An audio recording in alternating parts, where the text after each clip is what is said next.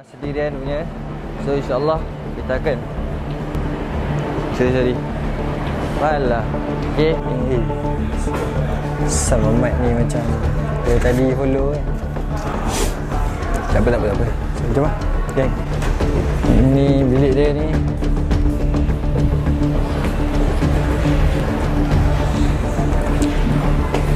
Kau pesan satu lah. Pasal ada budak macam follow kita kan. Kau pesan lah. Yang baju hijau ni. Aku macam tak tahu lah sebab tadi aku ada langgar dia. Aku langgar dia kat mall. Tak tahu lah tiba dia follow. Dah kita dua ni. Pasal dia pandang kau. Macam. Tapi alhamdulillah budak tu dah hilang lah. Saya ingat kan budak tu ada lagi.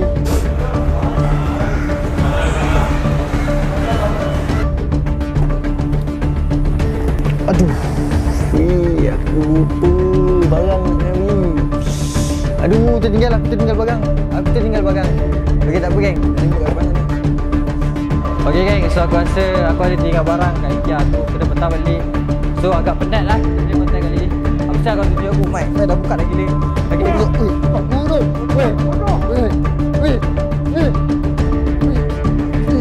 Weh, budak sial.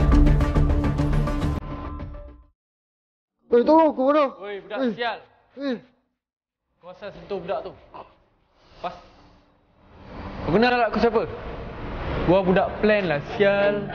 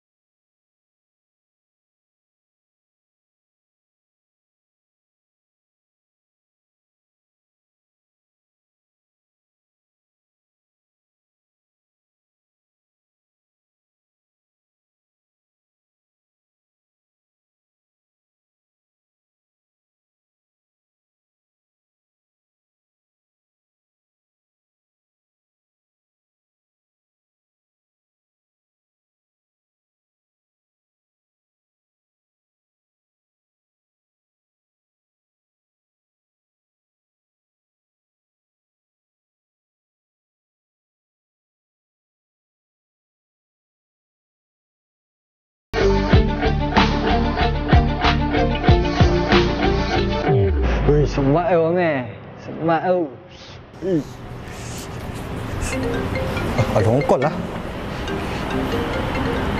Macam call? Ramah dia call balak. Ya. Hello? Lepas ni tak boleh tak? Tak tahu lah. Takutlah duit pun Mak Lempit datang pada mana-mana. Ada Mak Lempit kacau. Cepatlah. Mak Lempit mana pula ni? Cepat. Tak apa. Kejap. Saya datang. Ha. Kau nasib baik kau. David. Masa kena kacau. Jom. Cepat dulu, meh. Kunci. Tangan kau tak penting, ha? Kunci mana? Kau masuk je. Aduh. Tangan aku sakit lah. Kau apa yang serabut sangat ni, ya? Kau ni Masya tahu aku, kau tahu tak? Aku geram lah dengan kau ni. Kau sekarang tengok ni kau mana? sikit je lah.